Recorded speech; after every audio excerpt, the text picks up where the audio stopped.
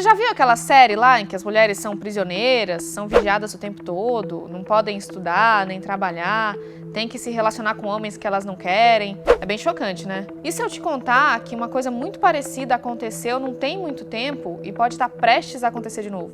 Oiê! Eu sou Carol Prado, jornalista do G1, e hoje eu vou te mostrar que a realidade pode ser muito mais dura que uma série de TV, viu? Você deve ter ouvido falar no desespero das pessoas tentando fugir do Afeganistão depois que o Talibã tomou o poder lá no país.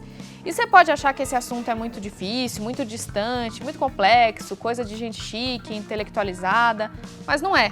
Eu prometo que com esse vídeo aqui até você vai conseguir entender o que está rolando lá no Afeganistão, o que é esse tal de Talibã, o que ele tem a ver com a queda das Torres Gêmeas e por que essa situação é especialmente preocupante para as mulheres. Já dá aquela moral, segue a gente aqui para ficar mais inteligente, bem informado, ativa o sininho para receber as notificações e compartilha esse vídeo se você gostar. O assunto pode parecer difícil, mas o G1 explica.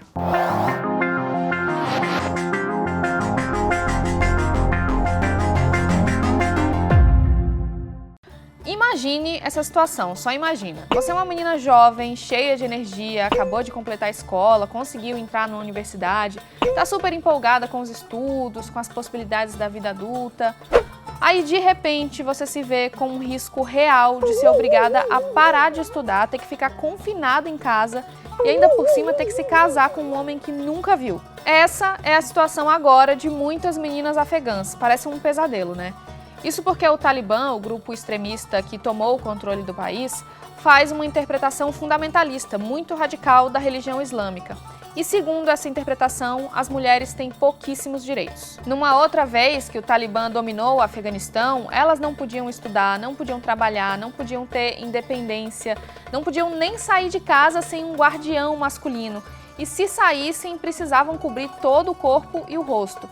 As que desrespeitavam as regras eram humilhadas, espancadas e até apedrejadas. Parece uma coisa medieval, aqueles casos que a gente só vê em livro de história, mas as mulheres afegãs viveram isso não faz tanto tempo assim não, viu?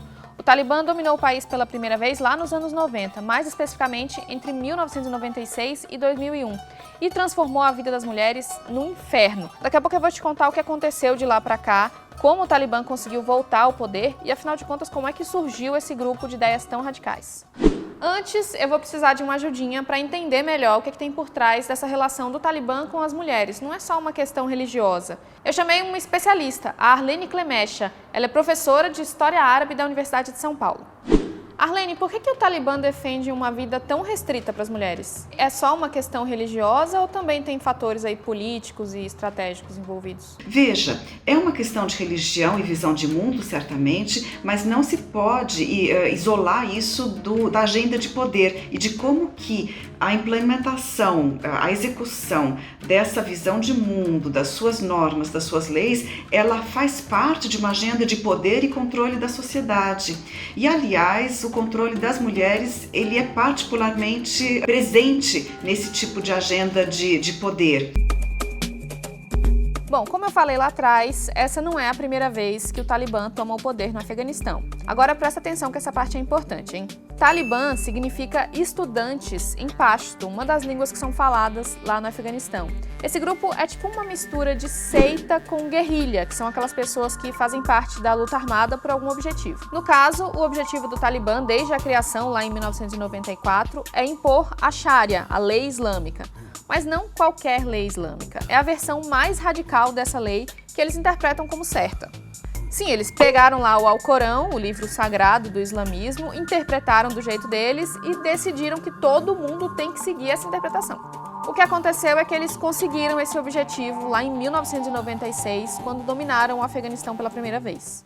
Sobre o primeiro governo talibã, foi um período muito duro, né? E os afegãos hoje temem um retorno a um governo, aos moldes daquele governo de 96 a 2001. Por exemplo, a liberdade de expressão não é garantida, não se pode tampouco, né, defender outras vertentes do Islã, elas vão ser todas reprimidas, banidas, e ele exerce um governo muito autoritário, restritivo, com castigos físicos pesados que ele impõe, defendendo que aquilo seria a maneira islâmica de governar, quando na verdade não é a maneira islâmica, é a maneira que ele entende e a sua vertente fundamentalista entende como sendo a maneira de se governar.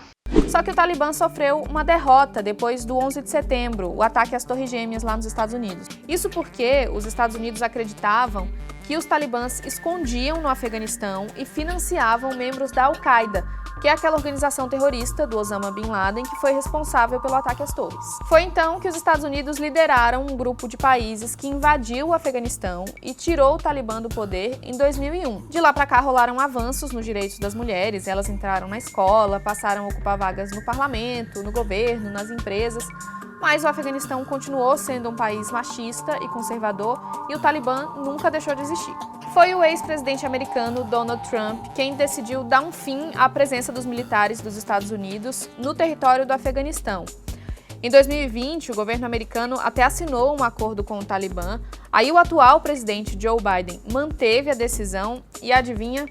Foi só os Estados Unidos começarem a retirar as tropas que os talibãs passaram de novo a dominar áreas do Afeganistão até ocupar a capital Cabul em agosto de 2021.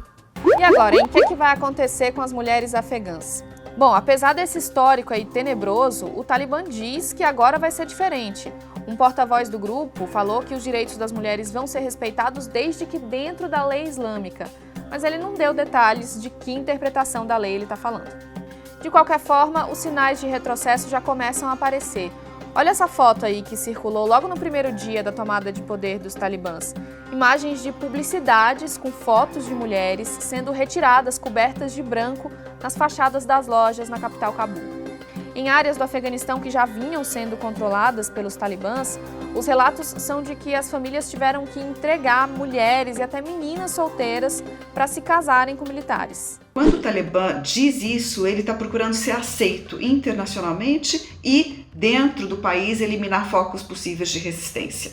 Porque existe uma ampla camada média, principalmente urbana, que foi formada, que vive, que defende os direitos humanos, que quer ter liberdade de expressão e quer poder ver as mulheres livres para fazerem, enfim, se profissionalizarem e assim por diante.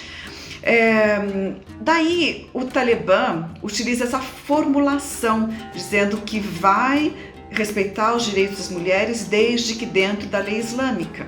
Aí a pergunta que paira é o que ele quer dizer como dentro da lei islâmica. Afinal de contas, não existe uma só lei islâmica. Bom, esse assunto ainda vai ter muito desdobramento lá no Afeganistão e também na política internacional. E agora que você entendeu o que está rolando, pode seguir as notícias sobre isso lá em g1.com.br.